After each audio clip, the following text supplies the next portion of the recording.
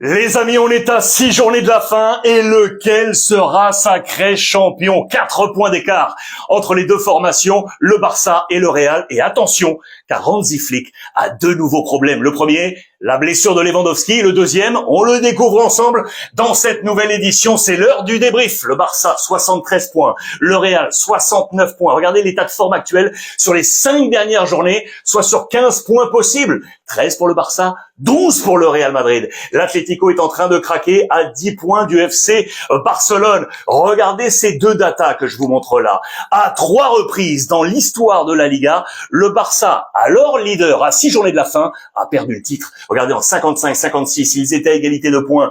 Alors, avec l'Athletic Bilbao, en 81-82, ils avaient pourtant 5 points d'avance sur la Real Sociedad. 2006-2007, ils avaient 2 points d'avance sur le Real Madrid. 1, 2, 3, les 3 fois où le Barça a perdu ce titre. Et dans le même temps, le Real Madrid, historiquement, à 2 reprises, à 6 journées de la fin, Madrid n'était pas leader et pourtant a remporté le titre. 79-80, seulement 1 point de retard sur la Real Sociedad. 2006-2007, 2 points de retard sur le Barça pour finalement être sacré. Mais attention, je vous le répète, 4 points là, à 6 journées de la fin, ce n'est pas la même limonade. Et pour autant, eh bien, hay Liga, les amis. Hay Liga, c'est à la une de AS et de Marca avec le visage de Valverde, l'auteur de ce but énorme, in extremis pour permettre au Real Madrid de s'imposer hier soir face à l'Athletic Bilbao 1-0. Regardez, c'est en page intérieure. Il l'a crié haut et fort. Le Real est en vie, les amis. Valverde était hors cadre, à peu près ici pour envoyer un missile.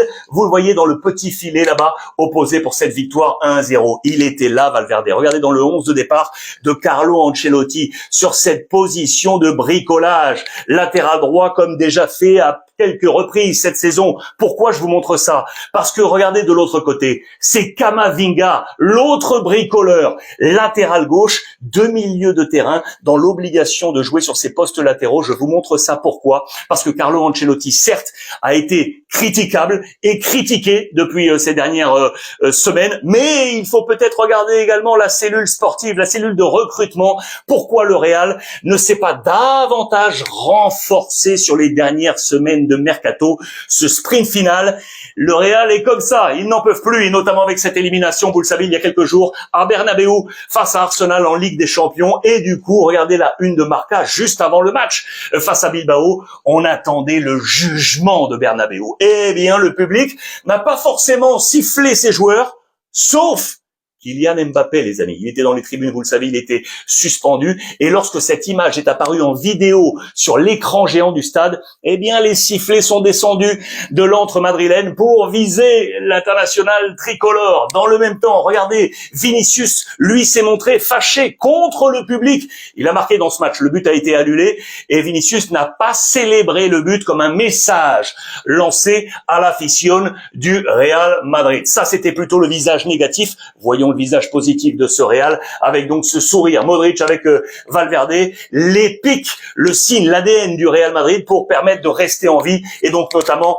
avec Valverde, les amis. C'est sa 7e saison au Real Madrid, je vous le rappelle un petit peu, hein. Lui, l'Uruguayen qui était arrivé de Peñarol en 2016 au Real Madrid, il avait été prêté du côté du Deportivo La Corogne avant d'entrer dans l'équipe première il y a 7 ans maintenant. 30 buts en 310 matchs avec le Real Madrid. Ses saisons les plus prolifiques, c'était en 2022-2023 avec 12 buts inscrits. Il en est à 9 aujourd'hui. C'est l'homme de la victoire. Regardez d'ailleurs les notes de Marca sur ce match. On est à gauche. Le maximum, je vous le rappelle, c'est 3 sur 3. Eh bien, assez logiquement, c'est Valverde qui prend ce 3 sur 3. Il est dans le 11 type de Marca de la semaine. Ici, sur la position de latéral droit, je vous montre un homme également.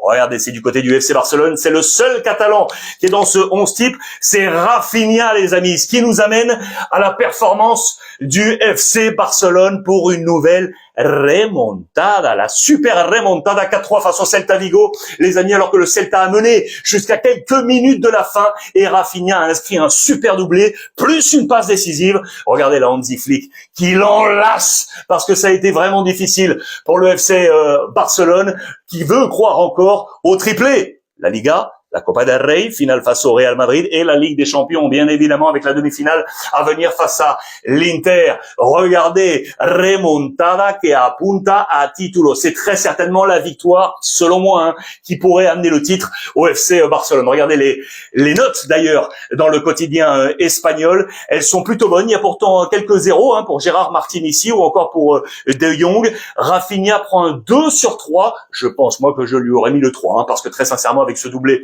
et la passe décisive. Regardez les notes également de Sport, la presse catalane. Il est là, Rafinha, qui prend un très bon 8 sur 10. Vous voyez, il n'y a pas forcément des très très bonnes notes. Il y a des 4, hein, donc Gérard Martin. 4 également pour Koundé. Il y a un 8 pour Hansi Flick pour la gestion. Mais ça, on va y revenir. Je vous parlais des problématiques qu'a aujourd'hui Hansi Flick. Et je voulais vous emmener ici, là. Lewandowski, travailleur, qui prend un 6 sur 10. Mais, les amis, Lewandowski, vous l'avez peut-être vu, c'est blessé. Attention, l'international polonais s'est blessé. Voici le moment où il se tient l'arrière de la cuisse gauche avec monsieur l'arbitre. Le staff médical va entrer et attention parce qu'on parle aujourd'hui, selon les derniers examens médicaux, de 2 à 3 semaines d'absence. Prenons le maximum. Regardez, voici les matchs que manquerait Lewandowski. Majorque, le Real Madrid en finale de la Copa del Rey, le Real Madrid également ici en Liga pour le Classico, les 2 matchs aller-retour de demi-finale de la Ligue des Champions face à l'Inter Milan et au milieu,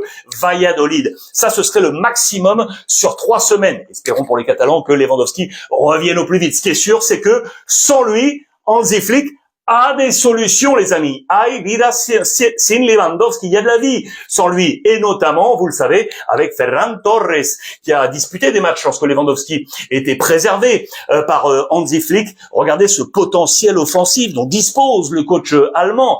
À eux 4, là. 101 buts marqués cette saison. À eux 4, Lewandowski 40, Rafinha 30, les amis, avec son doublé hier.